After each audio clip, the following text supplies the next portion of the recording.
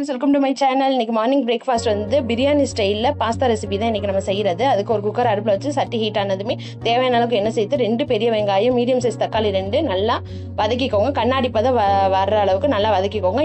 நல்லா வதங்கி வரணும் தக்காளி வெங்காயம். 1 ஸ்பூன் ஜிஞ்சர் கார்லிக் பேஸ்ட் சேர்த்துருக்கோம்.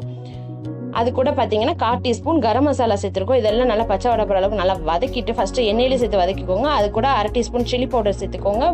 ஒரு ஸ்பூன் வந்து chicken masala, homemade chicken masala.